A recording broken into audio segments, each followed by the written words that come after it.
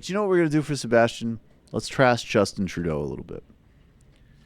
There's a couple of things about this clip that come to mind. First, Justin Trudeau is really he's a super awkward public speaker.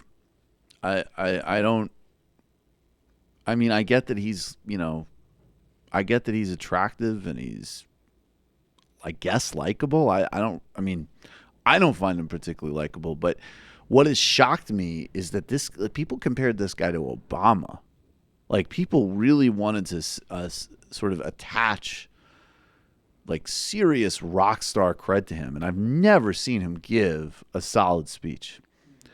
Now, granted, I don't watch much Justin Trudeau, so maybe there's, don't point me. I'll take your word for it. If he's giving great speeches, I believe you, but don't tweet them to me. The other thing that's very interesting is, look, I don't discount. I think it's great when the Australian government apologizes to Aboriginal people. I think it's important when the United States government apologizes to the victims of the Tuskegee experiment. I think historical accounts are important and healthy for any society.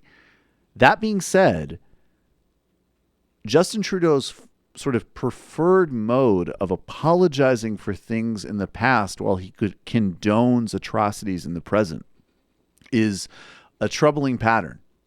And I'll be really specific about that.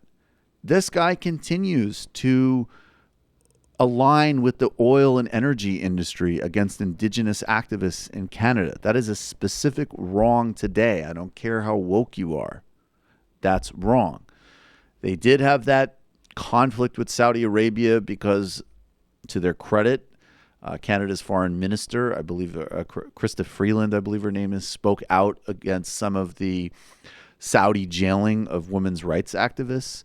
And the Saudis responded by by threatening another 9/11, which was a bit of an escalation, but also by talking about canceling arms agreements, which should remind everybody that Canada is selling Saudi Arabia weapons. So this woke administration is still a arms exporting petrostate that has not kept its commitments or its word to the coalition that elected it, and continues to treat Indigenous people in an abysmal way. So this is Justin Trudeau apologizing for a great historical wrong that Canada committed against the Jewish people, those fleeing the Holocaust. And then he's going to pivot to a disingenuous, ridiculous, historically illiterate attack on the movement to bring democracy to Israel-Palestine. Anti-Semitism is still far too present. Jewish institutions and neighborhoods are still being vandalized with swastikas. Jewish students still feel unwelcomed and uncomfortable on some of our college and university campuses because of BDS-related intimidation. And out of our entire community of nations, it is Israel whose right to exist is most widely and wrongly questioned. Discrimination and violence against Jewish people in Canada and around the world continues at an alarming rate. So he's conflating several things there that are disturbing and actually undermine the necessary, urgent, and of course, historically ongoing fight against the poison of anti-Semitism, which is that, yes, there is a resurgence of anti-Semitism. Also, anti-Semitism never went away. And there are far-right terrorist actions like swastikas, like murdering people in synagogues, that are a dangerous, clear and present threat to Jewish people in the United States and in Europe and, of course, elsewhere. Then he conflated BDS. Now, BDS, Boycott, Divestment Sanctions against Israel, is in often cases, on college campuses at least, has Jewish leadership inside it. There are a lot of younger Jewish leaders that do not want to support an apartheid state in their name in Israel.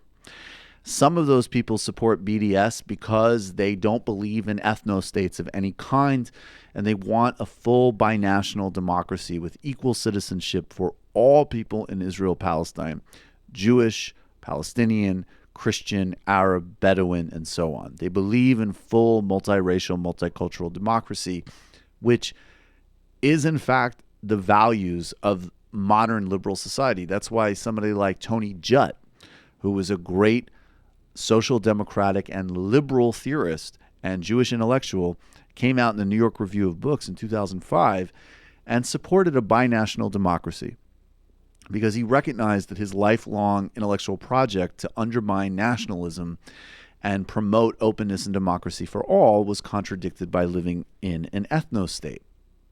It's also why former Israeli senior top-level politicians have also supported binational policies as well.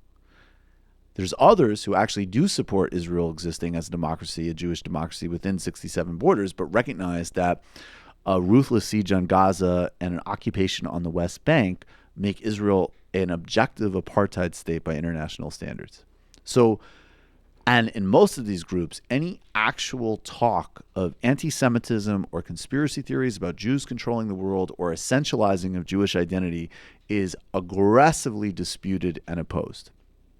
So if some people on college campuses feel uncomfortable because Israel is being criticized from a political perspective, well, that is analogous to somebody from Turkey saying, I'm uncomfortable because you're criticizing what you do to the Kurds or what Erdogan is doing to the free press, or somebody from Pakistan being uncomfortable because you might criticize Islamic politics in Pakistan. It's ridiculous.